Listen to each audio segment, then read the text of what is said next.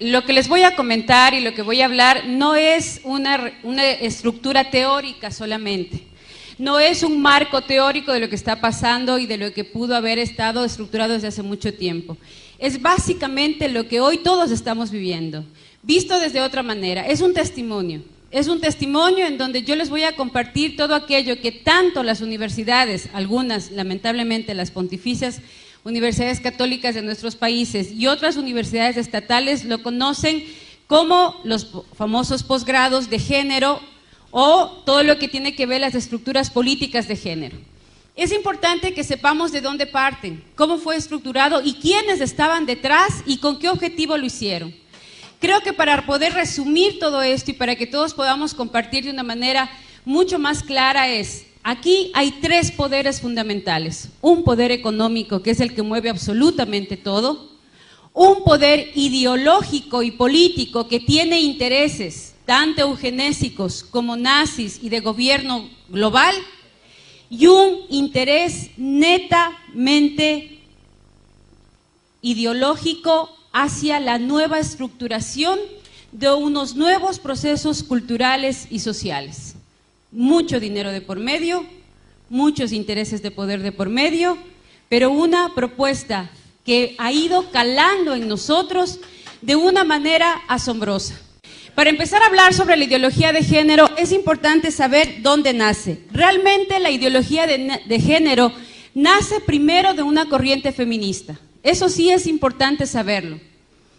Nace desde el momento en que los movimientos sufragistas del siglo XIX y del siglo XX empiezan a trabajar por algo fundamental, que era el derecho igualitario a la mujer y era la búsqueda de la participación de la mujer. Así nace. Nace desde lo que tiene que ver los primeros movimientos feministas. Dentro de estos primeros movimientos feministas vamos a ver qué se exige. Se exige la participación pública de la mujer, se exige el derecho al voto de la mujer, pero ahí es donde empieza a marcarse una búsqueda de un lineamiento político y de un lineamiento filosófico. Y así estos grupos feministas se empiezan a enmarcar con mucha fuerza dentro de lo que tiene que ver el feminismo liberal. Este feminismo es angloamericano y tiene raíces protestantes. Hace énfasis en el individuo e ignora la importancia de la familia-comunidad, es decir, la mujer y la mujer.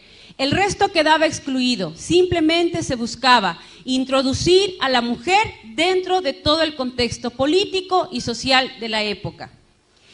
Fue muy fuerte la lucha y la campaña con respecto al tema del voto. Luego viene un feminismo socialista.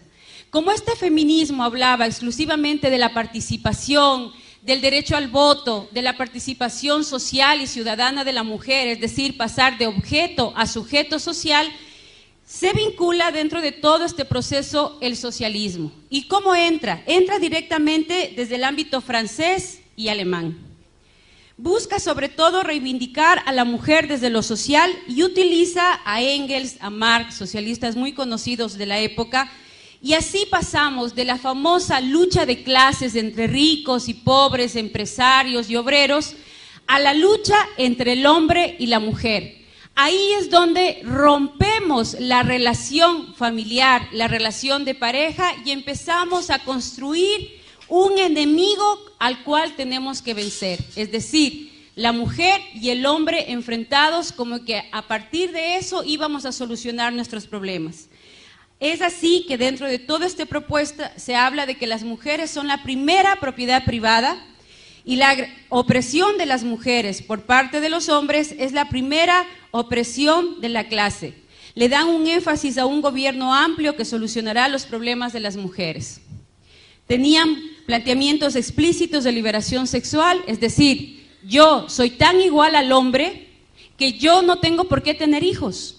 Si él no tiene hijos, yo tampoco, y si para eso tengo que usar anticonceptivos, llegar al aborto y empezar a tener una vida promiscua como a lo mejor algunos hombres la tienen, pues yo tengo el mismo derecho. También para ellas la familia y el matrimonio son instituciones que las oprimen, que son opresoras frente a la mujer, y por eso entre sus objetivos principales estaba la abolición de la maternidad y la paternidad. Y para esto era imprescindible la anticoncepción y la despenalización del aborto. Ambos tienen en común el rechazo de la discriminación y ya aparecen los planteamientos malthusianos. Es importante ver cómo esta ideología que parte del siglo XIX y parte del siglo XX, donde toma mucha mayor fuerza, ya se ha convertido ideológicamente en parte de lo que nosotros somos.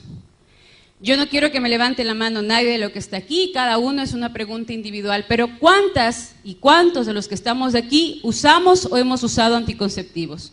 ¿Cuántas tenemos, por ejemplo, la ligadura encima o estamos con DIU, que por cierto es de los más abortivos, pastillas, parches, geles, preservativos? Es decir, ya a nosotros en este momento, de los que estamos ya de 40 para arriba, ya muchos de nosotros somos hijos de esa ideología, en donde los hijos hay que tenerles cuidado, en donde si ya tienes más de 4 hijos, lo primero que te dicen es, ¿no tienes televisión? Pero si eres moderna.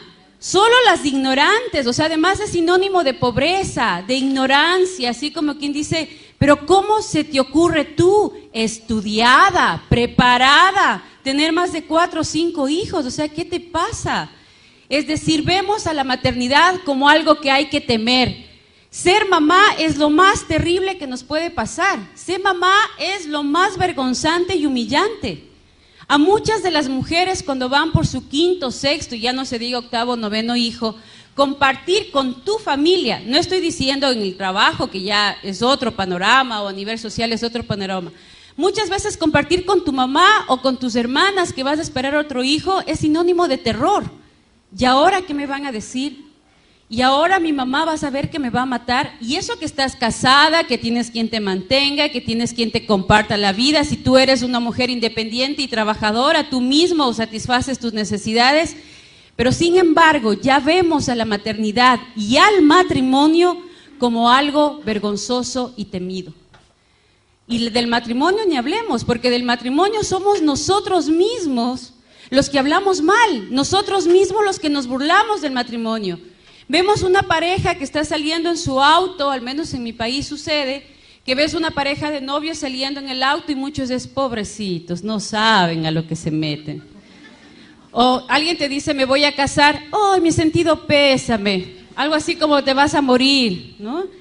Y me acuerdo, mi mamá se muere de las iras cuando mi papá hace una broma y peor cuando yo la cuento, pero la cuento porque demuestra mucho lo que realmente pasa alrededor del matrimonio. Cuando le preguntan a mi papá, ¿y cuántos años están ustedes de casados? Él normalmente dice ya 45 años. Imagínate, si hubiera matado a alguien, ya estaría libre. Esto es pena perpetua.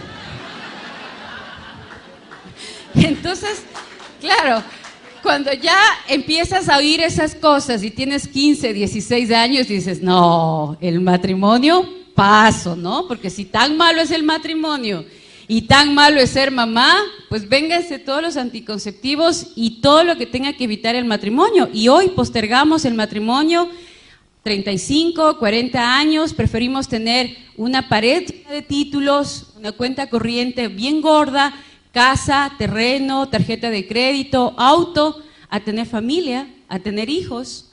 Y yo tengo muchas compañeras feministas de izquierda que tienen su pared forrada de posgrados, masterados, PhDs, tienen unos sueldos de 25, 30 mil dólares mensuales, porque eso es lo que aproximadamente paga una dirección de un proyecto de la ONU o de la OEA, y llegas a la casa y no tienes ni un perro quien te ladra. Envejeces sola. Y yo pienso que la soledad es de las peores cosas que nos pueden suceder. Yo, bueno, somos 3 hermanos, somos 3 con los que al menos si estoy enferma, ahora por ejemplo mi marido tuvo que salir de viaje también, estamos trabajando en una consultoría afuera, entonces tienes un papá al que le puedes llamar, oye papi, ayúdame con los chicos, mi hermano, el menor, todavía no está casado, oye gordo, anda a dormir con mis guaguas porque no va a haber nadie en la casa. ¿Se imaginan si fuéramos hijos únicos? ¿Qué es lo que ya pasa en Europa? Se muere el papá, se muere la mamá, él se queda solo, un primo vive a miles de kilómetros del otro, estás enfermo, no tienes a nadie quien pedir que siquiera te pase un vaso de agua. La familia es en donde más tenemos que invertir y uno de los objetivos políticos y económicos es justamente eso. Europa creció económicamente en el tiempo en que la empresa era familiar y se construía la empresa desde lo familiar. Pero a nosotros nos dijeron que era más importante tener títulos antes que construir en la empresa familiar. Y a partir de eso, las economías europeas están totalmente destrozadas y están en manos ahora de Asia. Y en América Latina, muchas de las empresas familiares también están desapareciendo porque nuestros hijos, o nosotros como hijos, ya no queríamos ser parte de la empresa familiar. Le tenemos miedo a la familia como factor de crecimiento económico y factor de crecimiento social. Y eso es un cambio ideológico que parte desde estos movimientos. Hay un segundo movimiento que es el que ya cobró fuerza en los años 60 y es el que nos ha impulsado ahora a lo que estamos, que está marcada por la obra del Segundo Sexo de Simone de Beauvoir y por la ilusión femenina de Betty Friedan. Este movimiento tiene ideas marxistas, pero junto con el liberalismo sexual. Aquí es donde se impulsa muchísimo lo que era la anticoncepción. Estos factores produjeron la revolución intelectual, fueron el inconformismo de los jóvenes, se sentían oprimidos, se sentían que no tenían mucho espacio de participación. El movimiento pacifista hippie, sexo, droga y alcohol, que promovía el amor libre, las relaciones sin compromiso, informadas pero puras, que es otro fenómeno. Mijita, prueba, ¿no? A ver cómo te va. Si te va bien, te casas, y si no, no. Yo cuando trabajo con jóvenes siempre les pongo un ejemplo, y es, miren, yo no sé cómo son las leyes en Argentina, pero en mi país, y creo que nos parecemos en muchos países, y hasta hoy por aprensión lo hacemos. Cuando yo voy a comprar un auto, supongamos que Manuel me va a vender el super Porsche negro deportivo con el que nos fue a ver al aeropuerto, me pide $15,000 y acordamos que se los voy a pagar. Pero yo antes de pagar esos $15,000 voy a ver que no tenga problemas a nivel judicial, a nivel legal, que tenga todos los permisos, que funcione, que tenga absolutamente mecánicamente todo bien, me aseguro de todo eso y ahí luego de asegurarme de todo eso firmo el contrato y ahí le doy los $15,000 a Manuel por su Porsche. Cuando yo entrego el cuerpito latino, yo les paso a muchos jóvenes gratis, sin un papelito, sin el nombre siquiera. Me interesa más las cosas, los objetos, que yo como persona. Si me choco el auto, Dios mediante, con esfuerzo y todo, capaz que lo recupero. Pero si me da SIDA, o si me contagio de virus de papiloma humano, o de clamidia y luego me quedo infértil para toda la vida, y el cuerpito latino lo entregamos gratis. ¿Ustedes imaginan que yo le pida a este joven simpático su computadora y le dijera, oye, te quiero comprar el computador, pero necesito que por favor me lo dejes usar 1 año. Después de ese año, si me gusta, te lo compro. ¿Me vendes? Pero a mi hija sí le digo, prueba, mijita, prueba a ver cómo te va. Si te va bien, te casas, y si no, regresas. Pero la computadora sí no la suelto, ¿no? Eso es lo que hacemos, nos tratamos peor que objetos. ¿Dónde está nuestra dignidad de ser humano? O sea, no podemos hacer de nuestro cuerpo un objeto que todo el mundo pueda usar, que todo el mundo pueda disfrutar, y si no te gusta, te dejo. Pero sin embargo, como hay una ideología detrás y la hemos aceptado como si fuera algo maravilloso, como si fuera algo revolucionario, porque además las feministas nos dicen, ¿no? Progreso. Estamos ya en el siglo XXII, tenemos que ser modernos. Ya Europa lo aprobó, ya en Estados Unidos es una ley como diciendo, mira, nosotros vamos por la cola y no podemos estar detrás. Y sin embargo, no nos dicen todo lo que ellos están viviendo ahora. Pero hay un tercer feminismo, un feminismo revisionista que está apareciendo ahora en el siglo XXI, apareció ya a finales del siglo XX, y es un estudio y una reivindicación a partir de lo que se vivió en los otros feminismos. Este feminismo es nuevo, está apenas apareciendo. Hay una es una diputada, senadora de la Comunidad Económica Europea, que lo está liderando, y ella hace un análisis en donde dice que Badinter es la que está trabajando en esta propuesta, que las mujeres no estamos dispuestas a sacrificar nuestra maternidad y la relación con el trabajo. Es decir, nos interesa tanto ser productivas, pero no por eso dejar de ser mamás.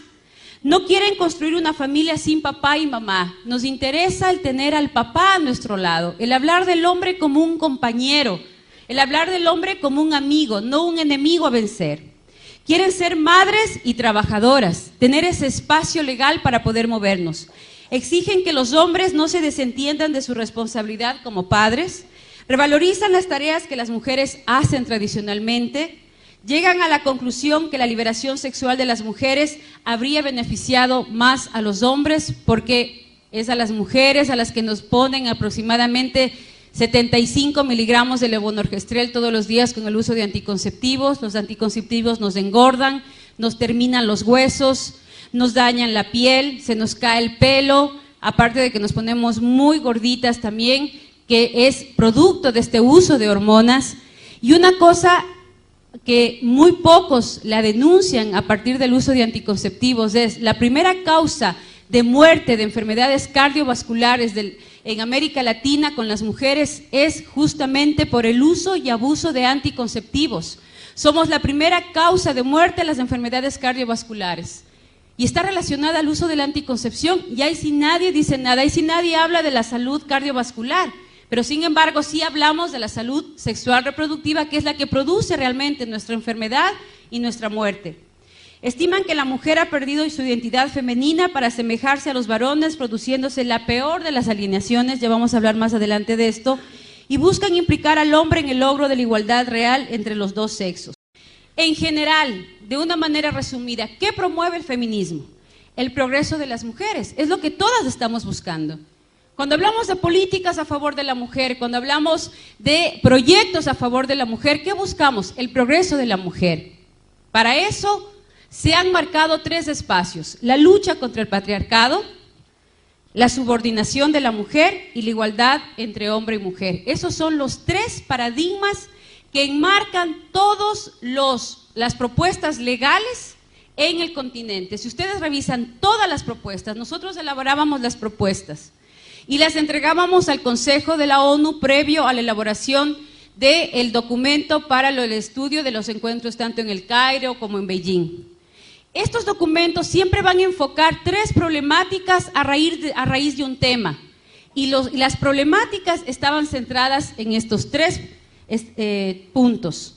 Y para esto, ¿qué es lo que hacemos las feministas? Organizamos a los grupos, organizamos movimientos sociales, capacitamos a los grupos sociales y establecemos luchas políticas que tengan que ir directamente hacia el ámbito educativo, universidades, colegios, maestros, sindicatos, hacia el ámbito de salud, dinero para los centros de salud, dinero para médicos y formación de médicos en mi propuesta, y también todo un proyecto cultural, artístico, en donde yo pueda vender mi propuesta al común de la gente. Pero para poder llegar a esto, ¿qué nos piden? ¿Qué es lo contradictorio? Me hablan de progreso, pero ¿qué me están pidiendo? Para yo poder entrar dentro de ese progreso de la mujer, de ese concepto de progreso, tengo que renunciar a mi esencia femenina. Cuidado digas que eres dulce, que eres tierna, que te encantan los hijos, porque no entras dentro de ese parámetro. Tienes que ser dura, tienes que ser fuerte, te anulan tu feminidad, te anulan tus emociones.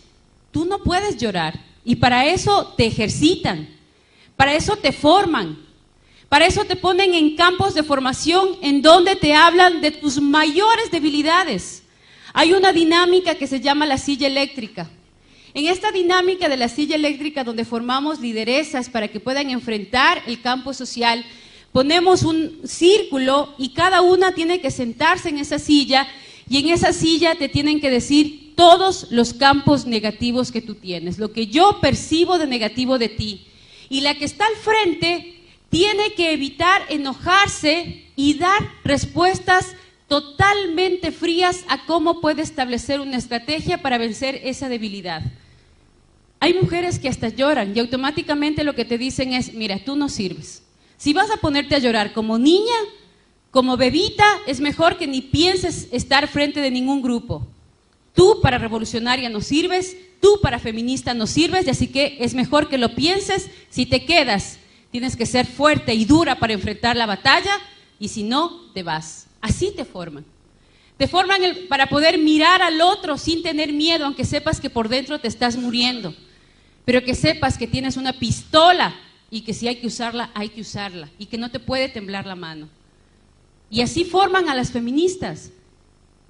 Diana Conti es formada desde los 16, 17 años para poder enfrentar lo que está enfrentando. Para que todo el mundo le diga que es una liberal, que dónde está su familia. ¿Ustedes creen que ella, en el fondo de su corazón, no sentirá la presión social que implica liderar estas propuestas? ¿Que habrá ratos en que no quiera desmoronarse? Claro, porque somos humanas, pero tiene que vencer eso porque así está formada. Porque así tiene que hacerlo para cobrar el dinero que cobra y para poder estar en el lugar en el que está. Aparte de eso está promover la liberación sexual, es decir, si tú tienes 10 amantes, yo voy a tener 20 como mujer.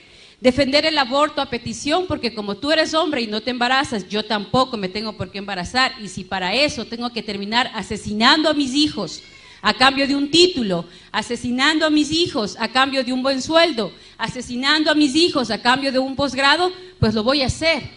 Porque primero estoy yo y yo. El resto no me importa. Si el resto quiere venir conmigo, que venga. Y si no, pues es su derecho quedarse.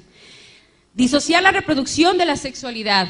Es decir, no importa el resultado. Si yo tengo placer, lo voy a vivir.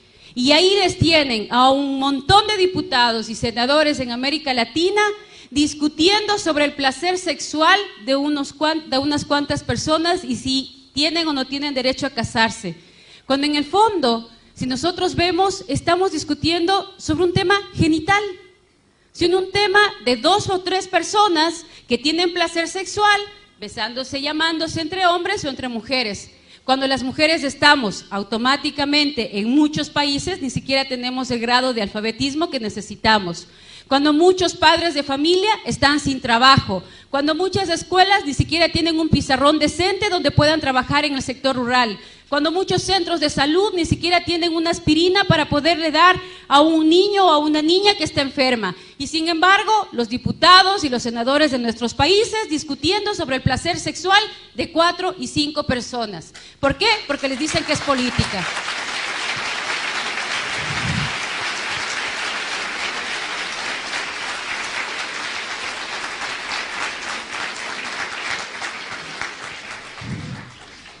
Además, es importante empezar a trabajar dentro de combatir la igualdad salarial, que ese es un punto. Siempre van a encontrar en las propuestas feministas puntos positivos que nos enganchan, pero que tienen con el paquete completo. Es como cuando yo te vendo un proyecto, en el caso de los gobernadores, que nosotros les financiábamos proyectos de los gobiernos locales. Le dábamos dinero para el alcantarillado, pero como eje transversal le poníamos género y salud sexual.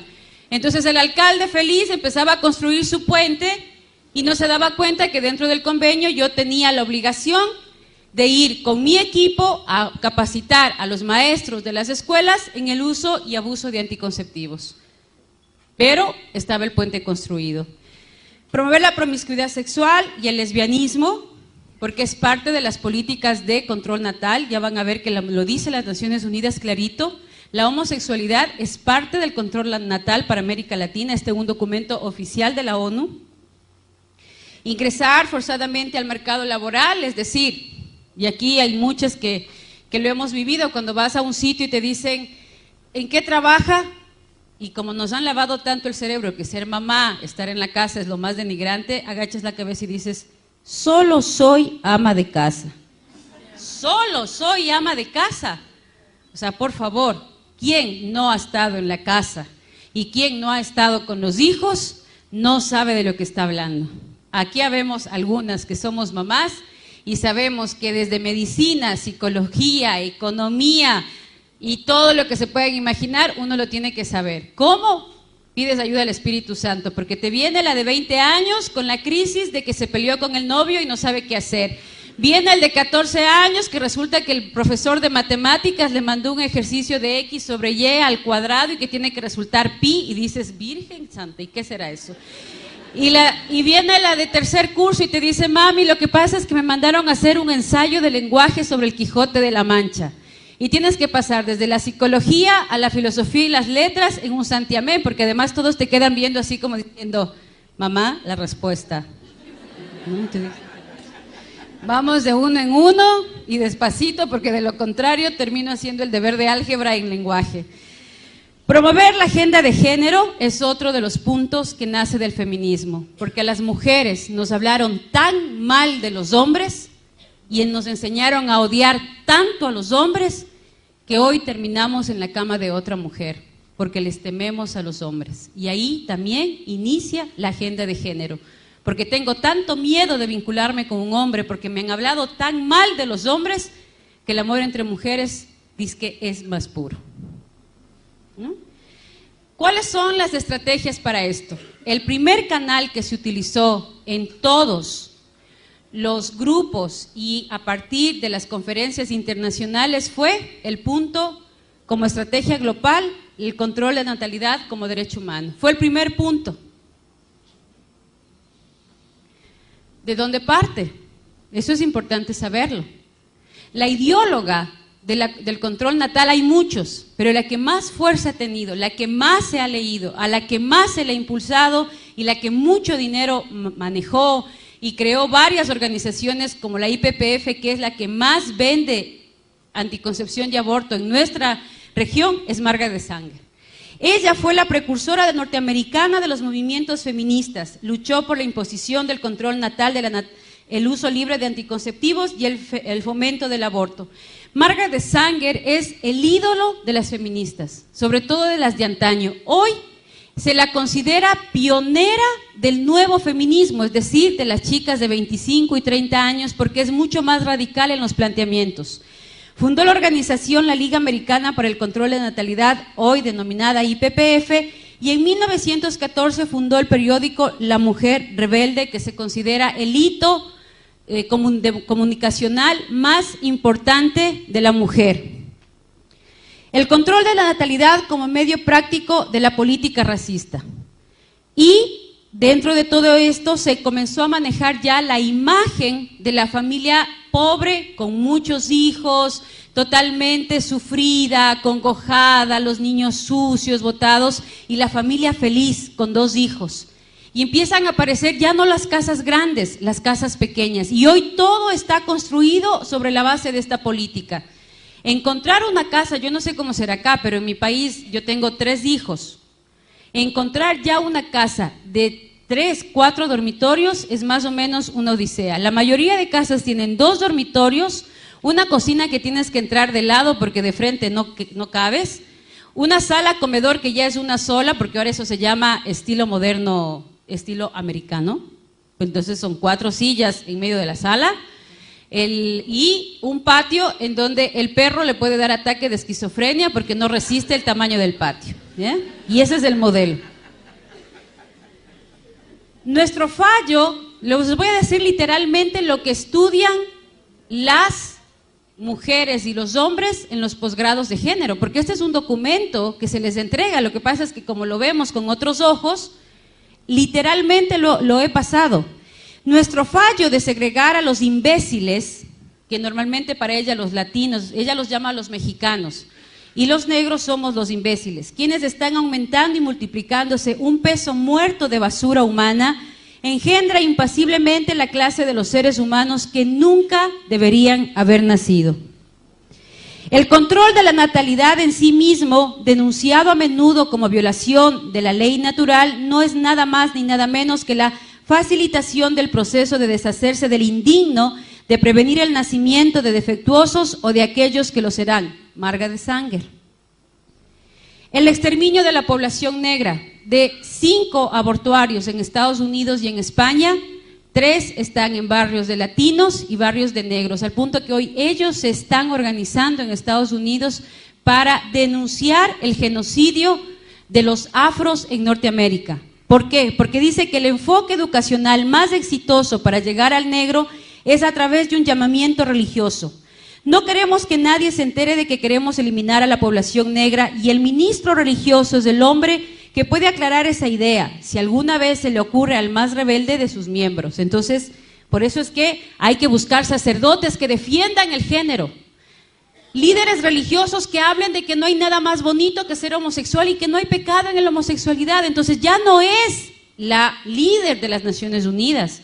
Ya no es la consultora del Fondo de Población de la ONU, es el sacerdote de la parroquia X a quien ingenuamente, espero creer eso, ingenuamente se le ha lavado el cerebro y ahora sale él a decir, vengan, esta iglesia es abierta, aquí no hay problema el aborto, aquí no hay problema la anticoncepción, aquí no hay problema la homosexualidad, todo está bien visto a los ojos de Dios porque Dios lo permite todo.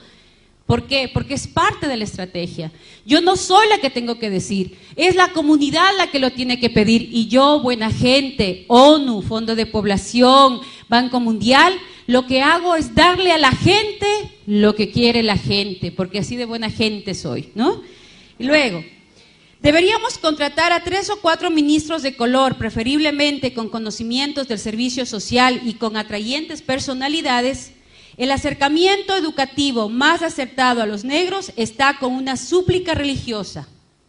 No quisiéramos que saliera de nuestra boca la frase de que deseamos exterminar a la población negra. Luego viene la esterilización de los débiles mentales, porque pobrecitos de esos niños con síndrome de Down no pueden nacer.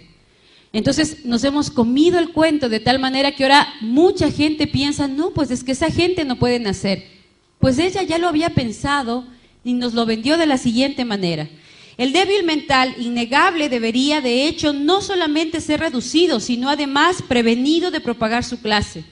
Debería llevarnos también a la mejora racial, el esterilizar incluso a esos débiles mentales que no entran necesariamente dentro de un grupo hereditario. En la colonia de Lynchburg, para epilépticos y débiles mentales del estado de Virginia se establecieron desde 1927 hasta 1972 unos 8,000 niños al amparo de una ley eugenésica, totalmente esterilizados. ¿Les suena eso de que a los niños hay que esterilizarlos, a los niños con problemas mentales hay que esterilizarlos?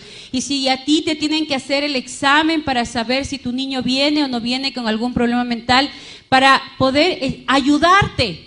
La pregunta es, ¿ayudarme a qué? Disculpe. ¿Para qué necesita hacerme a mí un examen si mi hijo viene o no viene mal? ¿Cuál va a ser la ayuda? ¿No? Esta es la filosofía que hay detrás de eso. La selección elitista de las clases acomodadas. Nuestra tarea está no solamente en prevenir la multiplicación de la mala estirpe, está también para preservar la estirpe bien dotada. Por el interés del progreso social o incluso por la permanencia de la civilización, las clases intelectuales deben tener más niños. Nuestro problema más acuciante es aumentar el índice de natalidad del superior y disminuir del inferior. Y muchos de nosotros nos hemos comido el cuento. Ahí están las pobres, llenas de hijos, no tienen que dar de comer a sus hijos y siguen pariendo como conejos. Deberían evitar que las pobres sigan teniendo hijos. Tanto pobre en la calle, tanto pobre en los mercados. Entonces hay que eliminar a los pobres.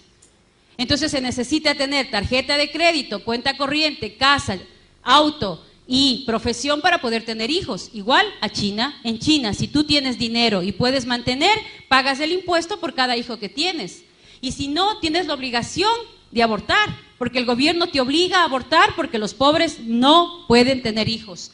Y vamos a tener que pedir autorización para el número de hijos que tenemos que tener. ¿Por qué? Porque hay una clase que tiene que prevalecer y otra que tiene que desaparecer.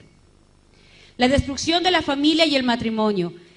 La acción más misericordiosa que puede hacer una familia numerosa por uno de sus miembros más pequeños es matarle. La cama del matrimonio es la influencia más degenerativa en el orden social. No te cases, ¿para qué te vas a casar? Bueno, pues si te va mal te divorcias. Ninguna mujer tiene derecho legal de concebir a un niño sin un permiso para la maternidad. Y viene el anticristianismo. Fundamentalistas, curuchupas, comecirios, antiprogreso, homofóbicos. ¿De dónde nace? Los servicios de maternidad para las mujeres de los barrios miserables son perjudiciales para la sociedad y para la raza. La caridad no hace más que prolongar la miseria de los ineptos. Los resultados, de 5.9 en América Latina en 1950, a 2.5 en el 2000, a 2.1 en el año 2010 y el objetivo es llegar a 1.9 en el 2050. Hoy estamos ya en parte de los objetivos que ellos están cumpliendo. Llevamos 2.1, muchos de nuestros países como promedio. Nos hemos convencido de que a los hijos hay que tenerles miedo. Hay más tasas de divorcios que de matrimonios en la mayoría de nuestros países. Muchos de los chicos ya no optan por el matrimonio. Las relaciones, las uniones de parejas son más comunes que los matrimonios. Y todo parte desde toda una estrategia que venimos arrastrando desde atrás. Yo le he puesto las frases tal cual ellos lo dicen, pero a nosotros nos hablan de progreso, nos hablan de derechos, nos hablan de felicidad, nos hablan de éxito, cuando en el fondo, si ustedes les preguntan a estas feministas, les preguntan a estos líderes sociales, ¿cuántos de ellos están con la persona con la que se casaron? ¿Cuántos de ellos tienen hijos botados en varios hogares? ¿Cuántos tienen hogares destrozados? Casi todos. Ustedes fíjense en un líder de izquierda, fíjense en una feminista y vea si realmente detrás de ella hay una estructura social y familiar que le sostiene. La mayoría de ellas no lo tienen. Y si la tienen es porque es un marido santo que aguanta todo. ¿Cuáles son sus canales? Aquí viene la estrategia. ¿Cómo funciona esto? A través de las conferencias que acaparan el 70% del trabajo de las Naciones Unidas. Esa es la estrategia. Ahí tenemos las conferencias de mujeres, de población, de niñez, de tierra, derechos humanos, las conferencias sociales y las dos últimas de la mujer y de los jóvenes en México. ¿Cómo operan? Las conferencias están diseñadas para llamar la atención sobre algo particular. Un ejemplo, el control de la población. Estamos tan poblados que nos estamos cayendo los unos a los otros porque ya no cabemos. Y uno se sube a un avión y ve unos campos maravillosos. Por cierto, Mendoza tiene unos paisajes espectaculares, unas montañas y unos campos, pero fascinantes. Y resulta que uno ve, sí, una población grande, sí, pero no están tan poblados que ya se están cayendo de los cerros. No, nadie, ¿no? Pero nos dicen no, control poblacional, ya estamos demasiados. Y producen documentos en consenso. He puesto en comillas en consenso, ¿por qué? Porque estos documentos los elaboramos un grupo de técnicos que trabajamos en las Naciones Unidas. Estos documentos reflejan verdaderamente la problemática que se va a trabajar. La problemática, por ejemplo, de violencia contra la mujer, la problemática de analfabetismo más alta que existe en América Latina y en África en relación hombre-mujer, es cierto. Se ponen las problemáticas reales, se hace un análisis de la problemática real. Y estos son los que tienen que definir las pautas para las acciones nacionales e internacionales. Es el documento base donde está el problema enfocado, pero tiene el marco de control natal. Problema, solución, control natal. ¿Cómo se llega a esa conclusión sin que yo ONU lo diga y lo diga la gente? Pues a través de las reuniones regionales. Estas reuniones son reuniones de avance, entre comillas. Son personal de la ONU quien redacta un borrador que se presenta a los delegados de los países en las precomisiones que se llevan a cabo en Nueva York. Este paquete que tiene que ver con el análisis de la problemática, baja a cada uno de los países. En esos países se lo traduce a la realidad nacional, a la realidad de Argentina.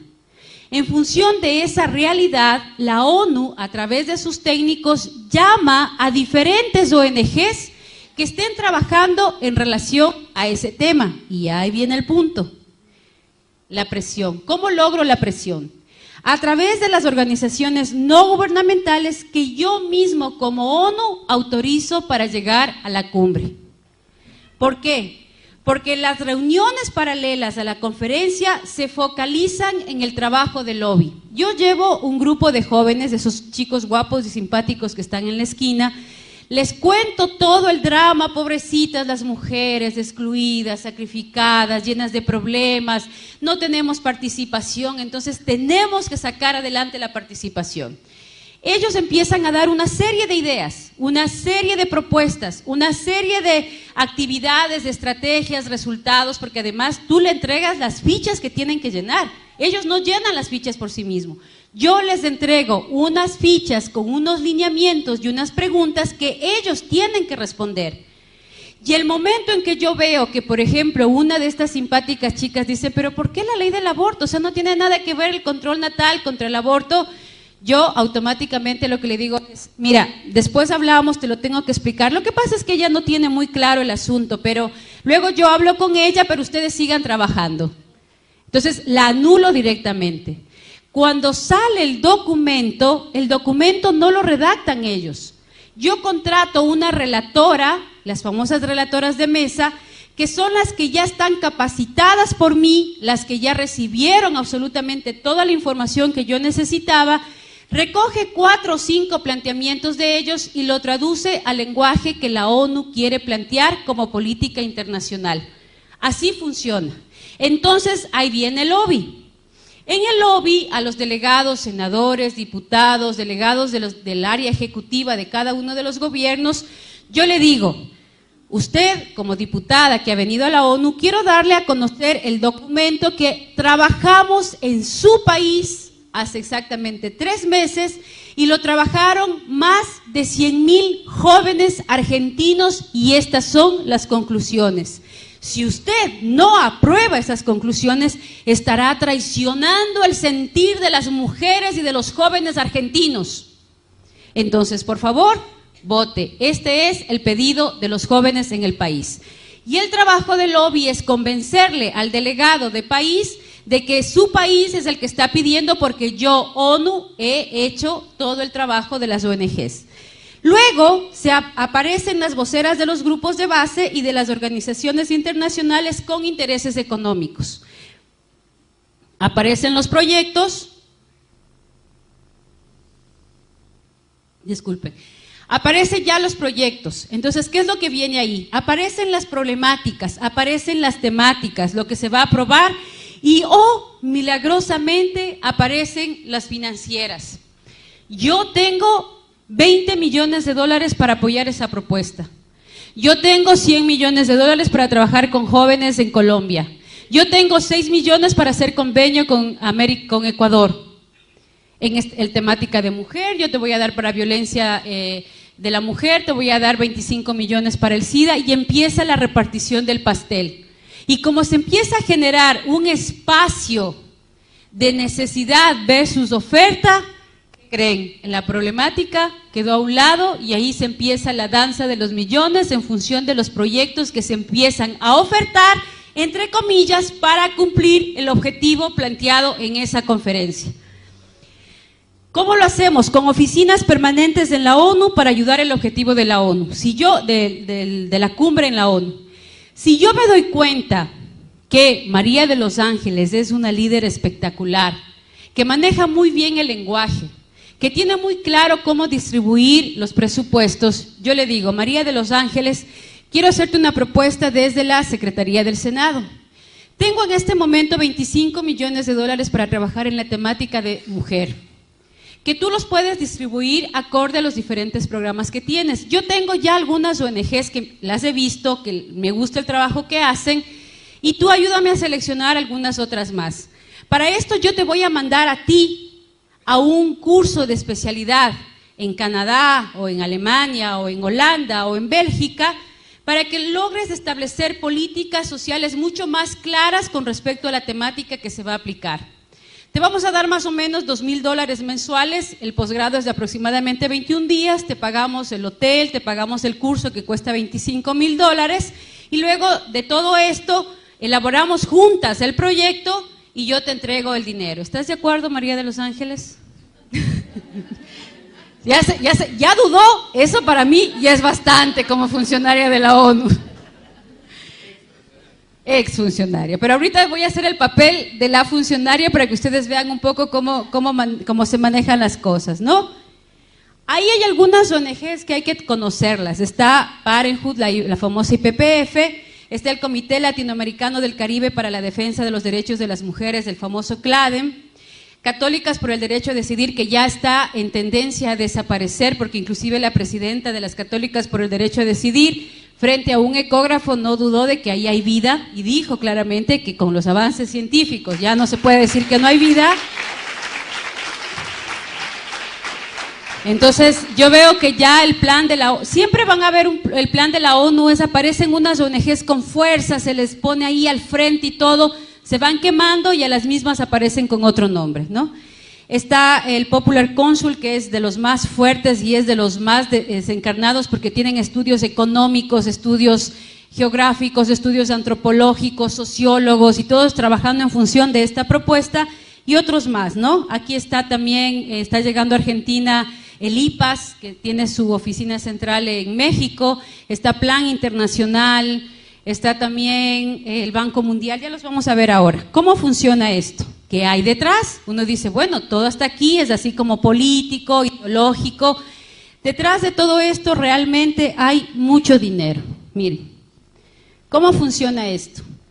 Estas organizaciones internacionales que se han tomado las Naciones Unidas, la ONU realmente en el 42 nace desde una crisis social mundial muy fuerte, donde los derechos humanos prácticamente desaparecieron, donde se mataron a millones de personas a nombre de la limpieza de raza. En función de eso, nace las Naciones Unidas para precautelar esos derechos. Luego se dieron cuenta que trabajar en los derechos humanos sí deja dinero y que hay mucha gente que está dispuesta a donar dinero para poder impulsar el proyecto. Y ahí aparece, obviamente, el cansancio de estos donantes. Y estos donantes dicen, pero ya les estoy dando millones y millones para reducir la pobreza en África y hay cada vez más pobres. Como reducen los benefactores y necesitaban dinero para poder seguir trabajando, aparecen los famosos donantes, a ver, ya hice algo aquí, los famosos donantes con intereses económicos. Los que más dinero le ponen a las Naciones Unidas para sus proyectos, increíblemente, son las farmacéuticas. ¿Por qué el negocio con las farmacéuticas, donde Sintec es la que más nos ha dado para América Latina? Es la que invierte para generar los proyectos de educación sexual como inversión para poder retribuir. ¿Dónde está el negocio? Yo te vendo los preservativos a 12 centavos desde la India. Vienen 4 millones de dólares. No crean que compramos 1 o 2, compramos, solo en Ecuador acabamos de comprar en enero 4,5 millones de dólares en anticonceptivos a Sintec. Sintec financia los encuentros, financia los lobbies, financia las ONGs, porque yo te entrego a ti a los 13, 14 años un preservativo, te regalo el preservativo, te enseño durante 4 o 5 años a través de los maestros que ganan miserables sueldos en nuestros países, que se los ha convertido en distribuidores de anticonceptivos. Son los únicos distribuidores de farmacéuticas que no ganan ni una regalía por lo que venden, los médicos igual, y se les entrega estos anticonceptivos y se les enseña a usar a nuestros hijos porque yo me estoy garantizando un fiel cliente por 35 y 40 años. Entonces, si yo traigo a 12 centavos y encima más negocio con algunos diputados para poner dispensadores de los preservativos obligatoriamente en los colegios, vamos a poner un colegio base de 1,500 jóvenes, te enseño cómo se usa, te pongo ahí y yo los vendo a 25 centavos. ¿Cuántos preservativos venderán en un dispensador de un colegio de 1,500 alumnos? Entonces, claro que es un negocio regalarte, claro que es un negocio educarte para que uses mis anticonceptivos, claro que es un negocio invertir. Entonces, yo invierto en los encuentros y luego de invertir en los encuentros, ¿cómo lavo el dinero? Lavo el dinero a través de las organizaciones internacionales para que yo desaparezca, te entrego a esta institución busca agencias internacionales de desarrollo social, de desarrollo en salud, como el USAID, como todo lo que tiene que ver los centros, la FDA también, y lo paso a las financieras para que puedan entrar a negociar, como la Organización Mundial de la Salud y el UNPA, y entrego los préstamos a través de los bancos internacionales. Entonces, yo no hago como país el convenio directamente con Sintec, sino que presento el proyecto al UNPA o las Naciones Unidas para que estas agencias depositen el dinero o hagan préstamos internacionales. Un ejemplo de eso.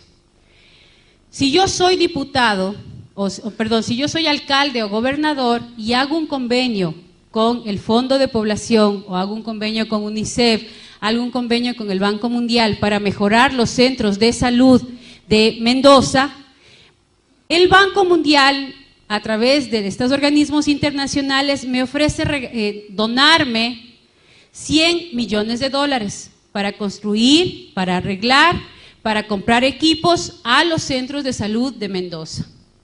Dentro del convenio está el eje transversal de salud sexual reproductiva, que incluye la consejería gratuita a adolescentes para que los adolescentes sin permiso de sus padres usen anticonceptivos, para que se trabaje en género, es decir, capacitar a los maestros y a los médicos en atención a personas homosexuales, y todo lo que tiene que ver con la entrega de anticonceptivos y esterilización a las mujeres y a los chicos y a los hombres en Mendoza. Entonces, espectacular, pero hay un eje transversal que de esos 100 millones, 1 millón, 2 millones, 3 millones será destinado para mi proyecto. ¿Quién va a manejar ese proyecto? Entonces yo le digo, señor gobernador, no se preocupe. Primero lo invito a cenar en un local muy bonito, y aquí uno ve el sticker de la ONU y te abren las puertas por todo lado. Nadie puede entrar, pero si le dice, soy funcionaria de la ONU, siga por favor. Le llamo de la ONU para hablar con el gobernador, claro, siga por favor. Los llevo a cenar, porque para eso tú ganas un sueldo, pero te entregan una tarjeta de crédito de aproximadamente $20,000, para que tú como funcionaria puedas invitar a diputados, puedas invitar a gobernadores, a gobiernos locales, a cenas, a teatros, a lugares, a posgrados, a viajes, y así poderle inmiscuir en la propuesta. Le digo, mire, usted encárguese de estos 98 millones, yo voy a contratar los técnicos, porque yo me imagino que usted no tiene experiencia en esto de contratos sociales, ONGs y todo. Yo ya tengo el estudio de con qué ONGs puedo trabajar, y en función de esas ONGs yo empiezo a implementar el proyecto. Yo tengo mi equipo, tengo mi gente, así que usted de eso no se preocupe. Firma, y empezó el proyecto sin que nadie se dé cuenta y sin tener que buscarme marchas en contra, ni que vengan los Provida a decirme que esto no está bien, ni que vengan un montón de viejitas comerciarios a decirme que eso está mal. Ni se han enterado, ya está firmado el convenio y ya está el dinero en la gobernación. La más grande de estas ONGs que trabaja en todo el continente, desde México hasta Brasil y Argentina y Chile, es la IPPF. El que está al frente de la IPPF actualmente es el hijo de Margaret Sanger. La IPPF, Alexander Sanger, él es el gerente de la IPPF actual. Y la IPPF en su página web, ellos, la verdad es que nosotros no leemos, pero ellos lo tienen bien clarito y lo ponen ahí directamente. La IPPF trabaja para mejorar el acceso a la anticoncepción de emergencia para ayudar a prevenir embarazos no planificados y abortos inseguros. ¿Qué quiere decir? Que trabaja por el aborto seguro, que vende abortivos, que vende aborto químico, que esteriliza y entrega anticonceptivos a los jóvenes sin mayor información. Y aquí ustedes no ven absolutamente en ninguna parte de la página, en ninguna parte, lo que tiene que ver con el peligro de las enfermedades de transmisión sexual de nuestros hijos. Yo lo único que hago es vender un negocio. Entonces imagínense qué negocio. Te entrego anticonceptivos, como sé que no existe sexo seguro, tienes dos opciones, o te embarazas o te enfermas. Si te embarazas, te vendo el aborto. Y si te enfermas, te vendo, por ejemplo, la famosa vacuna en contra del virus de papiloma humano, que le dicen muy noblemente en contra del cáncer de útero, que no hay tal cáncer de útero si no hay virus de papiloma humano, que es una enfermedad que se transmite vía piel a piel por el simple sudor de la piel. Entonces yo también te vendo las vacunas. ¿Cuánto cuestan? $475. ¿Cuántas dosis? 3 dosis. ¿Cuánto cuestan los retrovirales para el SIDA? En Brasil se los produce a $170, $180 y nos lo venden en nuestro continente entre $800 y $1,000. Un negocio redondo. Y para completar el negocio yo también te vendo las máquinas a través del IPA para todos los procedimientos abortivos, y no conforme con eso, hoy me he inventado un tubo para extraer el bebé de 8 a 10 semanas, venderlo completo. Entren a las páginas web y pongan compro y vendo bebés abortados, y mientras más completo está, más caro te pagan las mismas farmacéuticas para dos cosas: investigación con bebés muertos o elaboración de geles, de cremas y de shampoos con el colágeno de nuestros propios hijos. Ese es el negocio macabro que hay detrás. Entonces, vamos a ver qué de las conferencias y cuánto dinero ya está implementado. En la conferencia del Cairo del 94 ya se habló del aborto como un derecho y muchos países lo aceptaron. Incluyeron los derechos sexuales y reproductivos, y desde 1998 todas las constituciones, todas, sin excepción alguna, todas las constituciones del continente incluyeron dentro del marco constitucional en el área de derechos humanos el concepto de salud sexual reproductiva, sin considerar lo que eso implicaba. Los fondos para planificación familiar en todo el mundo fueron de 17,000 millones de dólares que ya se entregaron y ya se gastaron. Educación sexual y sexo seguro desde los 14 años, que ya empezamos ahí a elaborar los primeros textos educativos para ser entregados a nuestros hijos. Representantes de Honduras como Lorena Casco y también Cecilia Royals fueron las que más guerra nos dieron en esa época. Ellas fueron las que impidieron, y gracias a ellas muchas de estas políticas en América Latina no se introdujeron, porque alertaron a varios de los gobernantes que estaban ahí y a varios de los delegados. Se habló también de que los niños que nazcan deben aparecer como niños deseados, y se empezó aquí a introducir dentro de todos los textos de salud, dentro de todos los libros de ginecobstetricia, el concepto de niños deseados como política desde la resolución de El Cairo. Se trató de cambiar el concepto de familia a familia en todas sus formas, y Europa lo acogió. América, desde Norteamérica, Canadá hasta el Cono Sur, no la adoptaron en el 94. Luego en Beijing, ya los logros que se tuvieron y que ya estamos viviendo el resultado de eso se trata negativamente al matrimonio, a la familia y a la maternidad, y se empieza a hablar de la importancia de vivir las relaciones sexuales como un derecho sin llegar ni al matrimonio, y no importa el sexo, no importa el estado civil, no importa si eres hombre, si eres mujer, no importa absolutamente nada.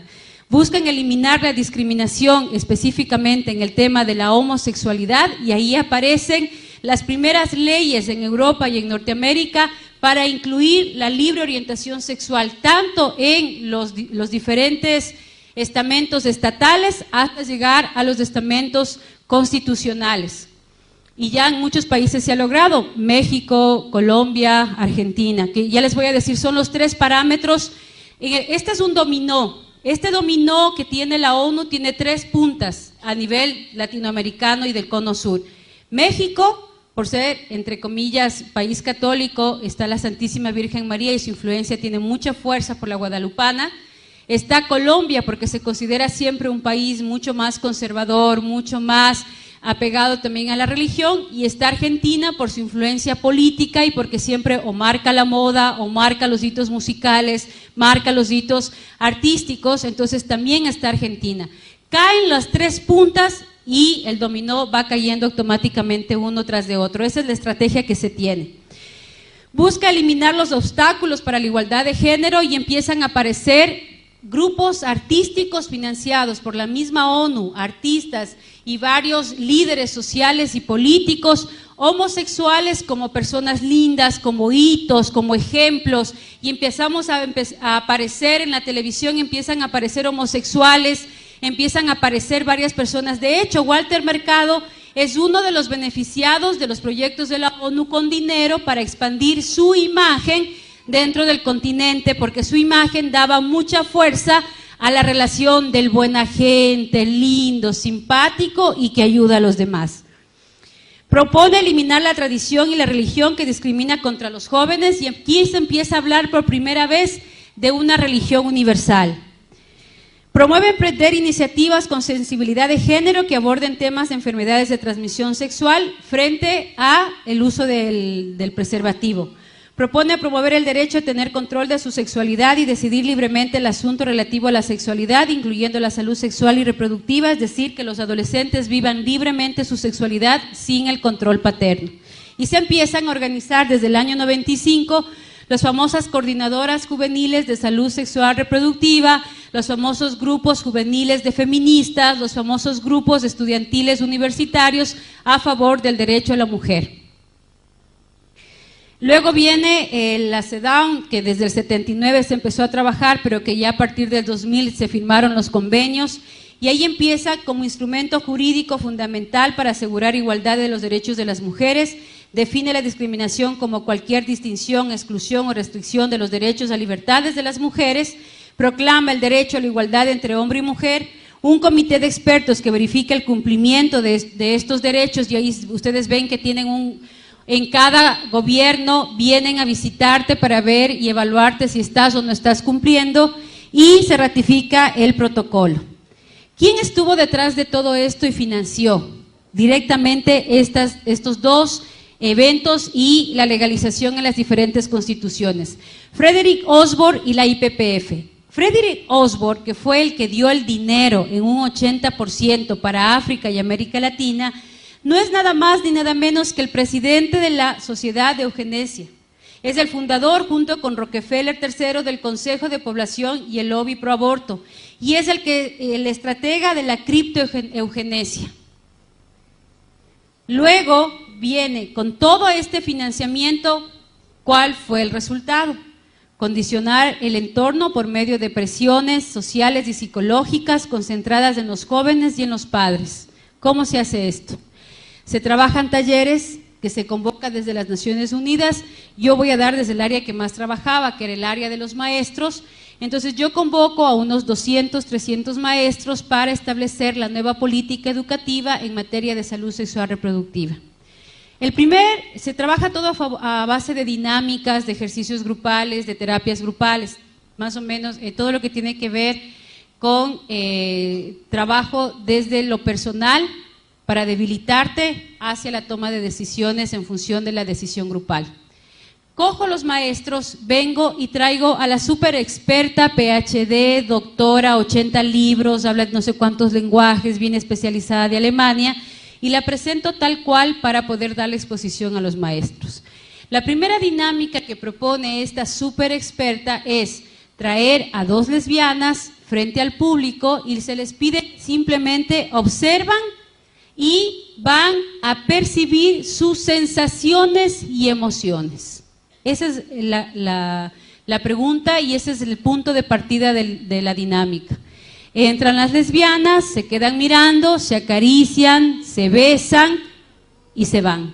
La pregunta de la super experta es ¿cómo se sintieron? Y empiezan unos que sí, que me da igual, mira, cada uno tiene derecho, otro que dice, no, me parece horroroso, o sea, no estoy de acuerdo, por favor, ¿cómo es posible que nos hagan esto? Yo venía a otro taller y todo.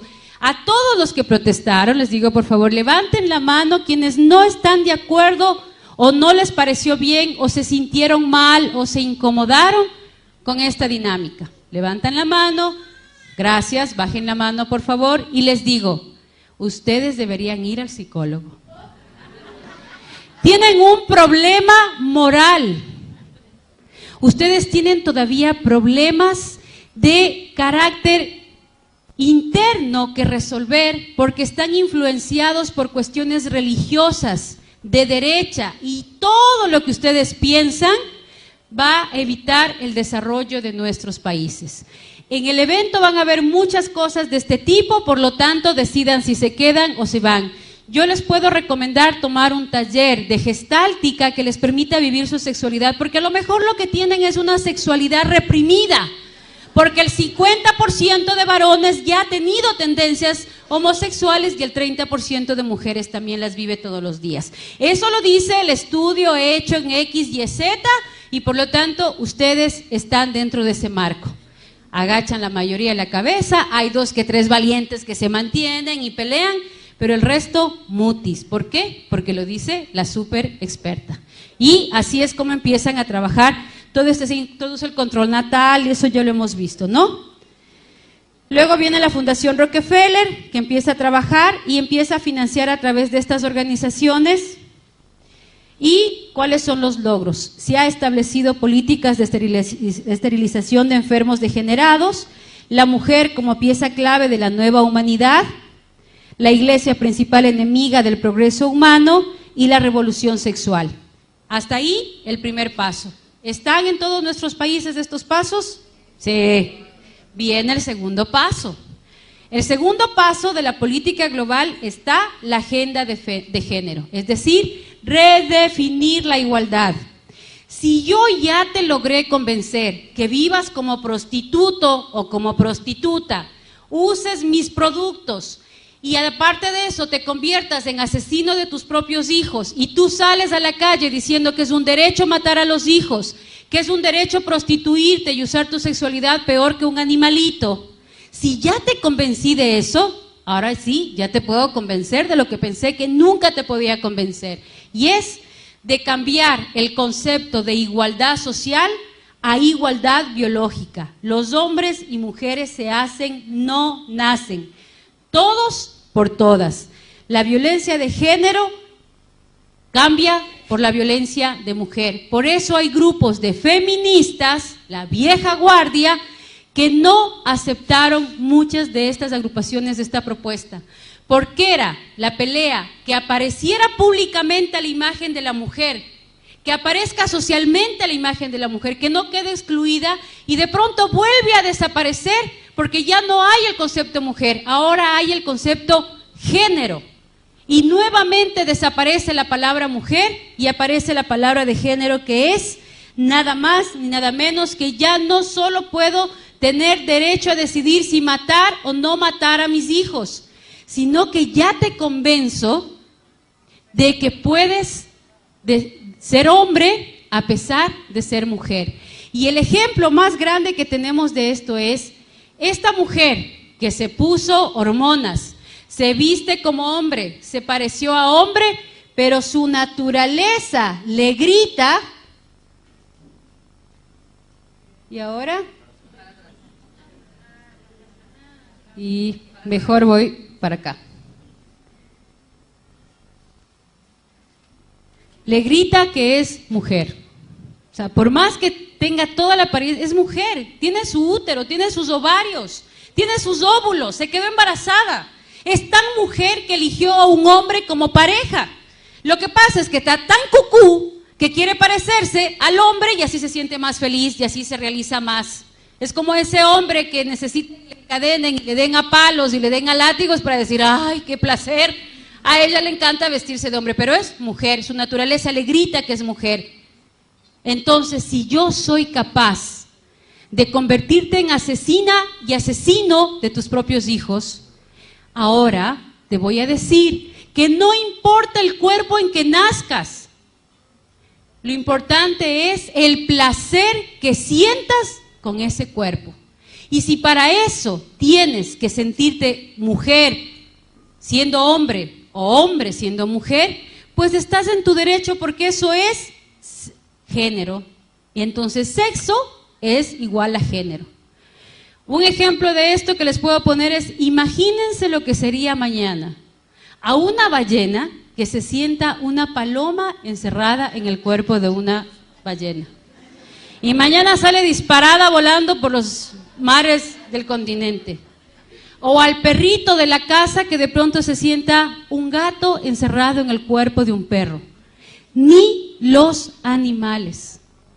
Ni los animales han llegado al punto de preñadas romperse el vientre para matar a sus propios hijos. Ni los animales han llegado al punto de querer ser lo que no son. O sea, a un pez jamás se le ocurriría sentirse pájaro, porque además sabe que se muere en el intento. Y eso es lo que está pasando aquí. Nadie les está diciendo a estos chicos que están viviendo su orientación sexual los terribles daños biológicos que implica esa decisión.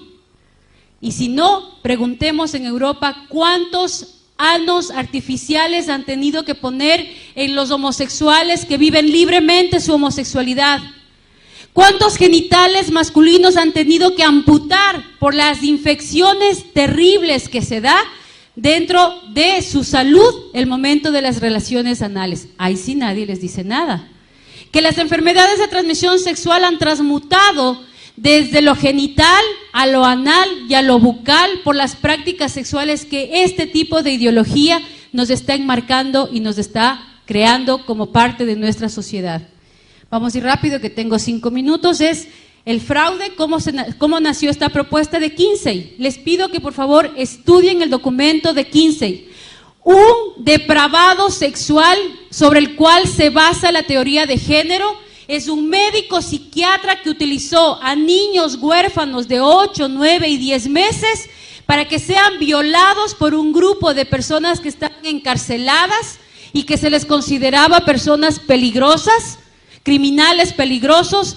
Él puso a estos criminales a violar y a abusar sexualmente de estos niños y se dio cuenta que después de 3 o 4 veces que eran violados sentían placer sexual porque ya no lloraban. Y el estudio que parte este señor es la base de género.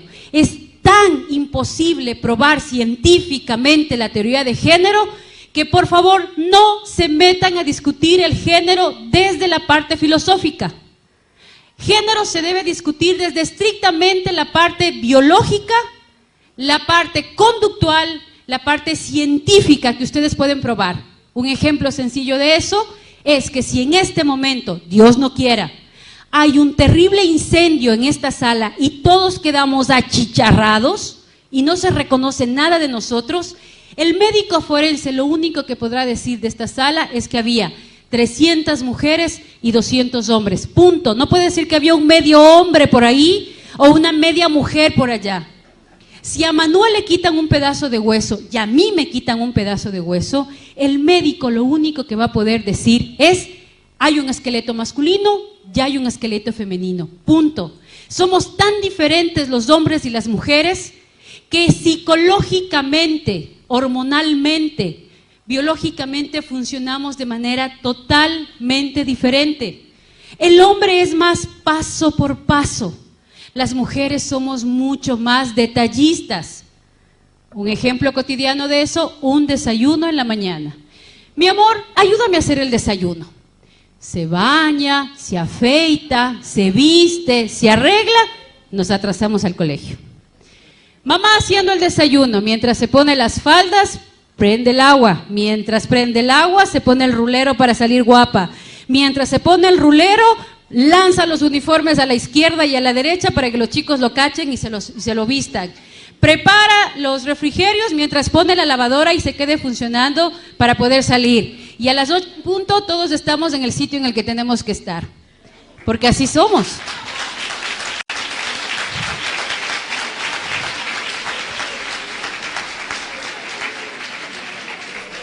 Y ahora imagínense, ¿no?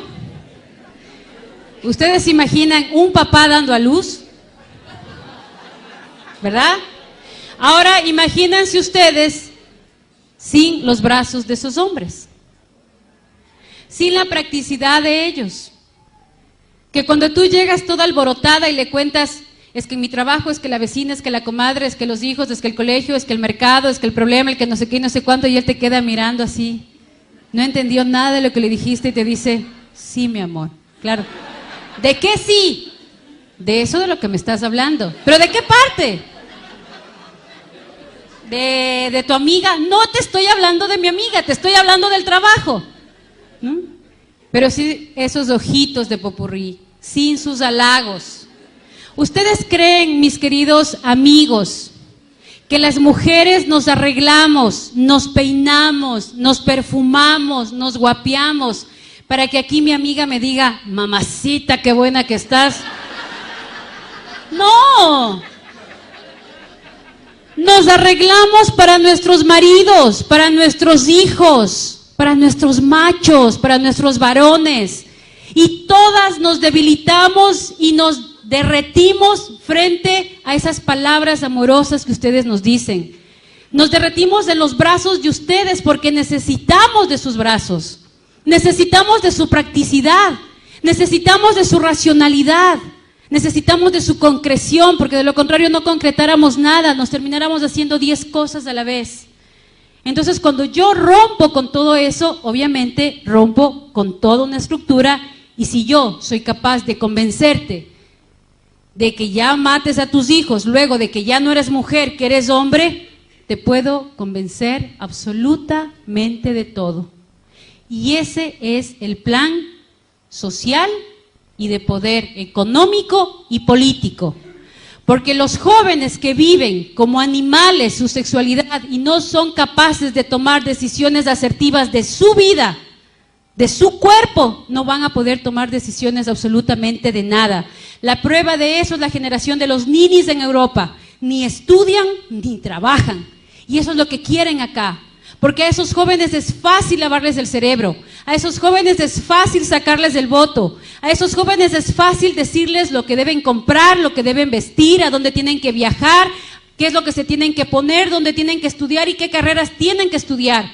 Porque nos convierten en seres humanos totalmente manejables, totalmente vulnerables, violentos, sin ser capaces ni siquiera de enfocar una meta a la cual seguir. Y aquí yo quiero hacer un llamado a los jóvenes. Si los jóvenes y las mujeres no nos comprometemos en participar en política, a meternos y ensuciarnos las manos, a meternos y abrir la boca y a ser la voz de los que no tienen voz, estamos fregados, porque les vamos a dejar a ellos el poder.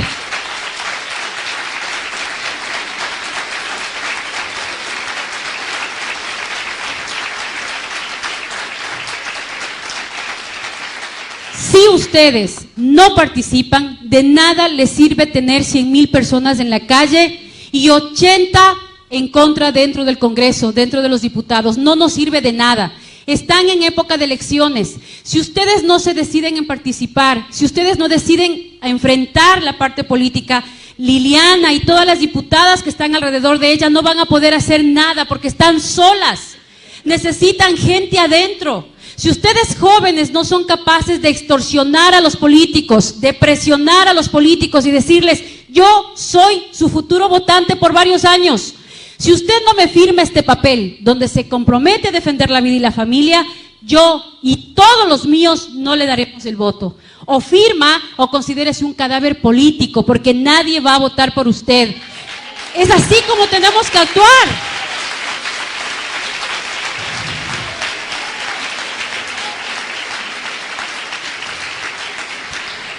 Y como ya me están votando y tengo que correr, no le he dicho todavía cómo organizarse, porque una cosa es la denuncia y estoy empezando recién las propuestas, organizarnos. Este evento es fundamental. Este evento tiene que unirse con todas las fuerzas internacionales que en este momento están trabajando.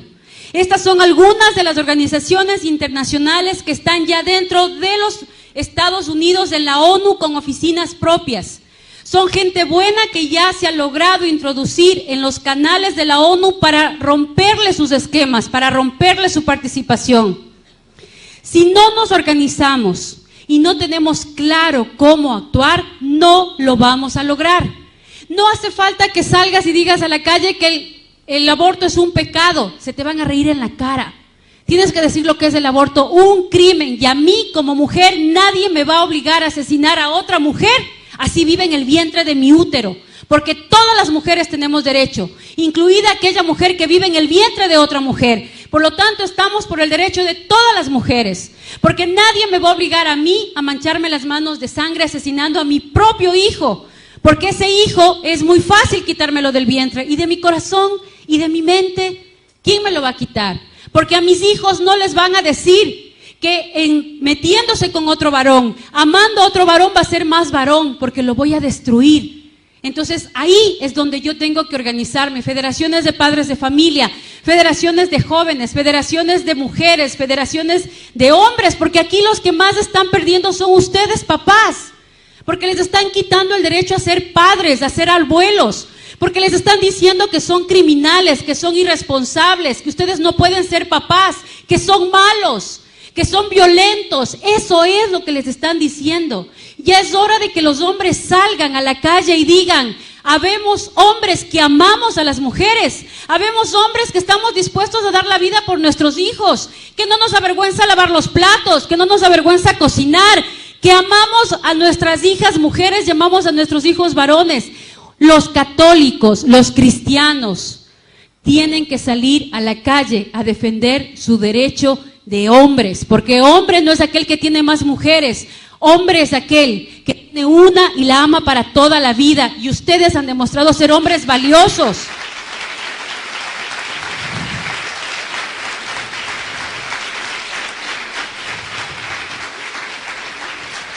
Finalmente vamos a hablar de nuestros hijos. Machismo empieza con M de mamá, mujeres.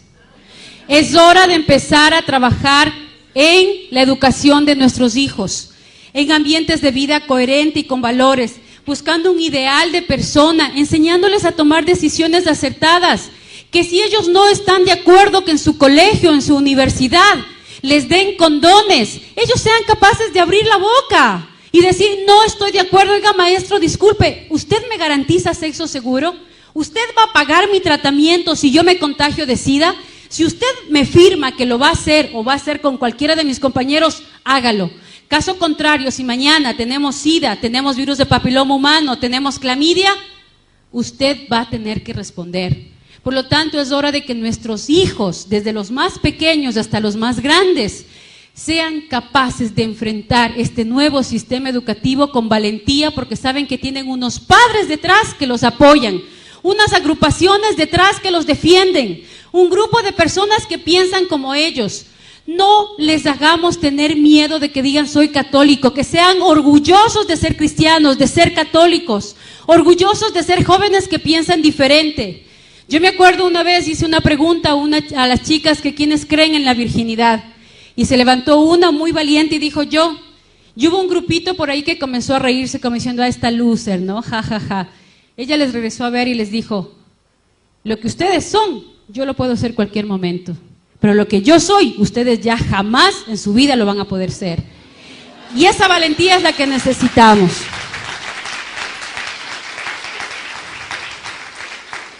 Bueno, ya están ahí, yo creo que con esto terminamos. El concebirnos como hombres y mujeres complementarios, establecer mercados, políticas económicas. Hay que empezar a trabajar en función de leyes a favor de la familia, a favor de la maternidad, empezar a crear créditos educativos a favor de las familias grandes, a favor de las parejas, que los que se casen puedan tener reducción de impuestos, reducción en costos, de todo el tema de la construcción, el poder trabajar con las empresas para que en sus publicidades no sean empresas solamente socialmente responsables, sino que sean empresas con políticas familiares, comprometidos con la familia. Ustedes están ahora organizándose. México tiene una idea que le ha venido trabajando mucho tiempo y se las paso por si acaso, el Día de la Familia, en donde todas las empresas, los mercados, los supermercados, los negocios de comida, en ese día hacen programas especiales para las familias, dando énfasis en las familias grandes y en las familias pequeñas. Hacer compatible la maternidad y la paternidad, no tener miedo a comprometernos. Tener acciones positivas y trabajar a favor de la familia y de la vida es lo único que nos va a ayudar y nos va a fortalecer. Trabajar en favor de la familia y de la vida es lo único que va a lograr cambiar Argentina, cambiar Colombia y Ecuador. Si no estamos unidos, no estamos claros y no alzamos la voz, no tenemos derecho ni siquiera a criticar. Si ustedes no están comprometidos adentro, si ustedes no entran a la política, si ustedes no entran a jugárselas, ya perdieron el derecho a criticar. O nos jugamos y entregamos la vida, además, porque tenemos el ejemplo más grande de todos. ¿Saben cómo se ama y se defiende lo que uno cree? Así. Como Cristo lo hizo por nosotros. Dar la vida hasta la última gota de sangre. Eso es lo que hay que hacer. Muchas gracias.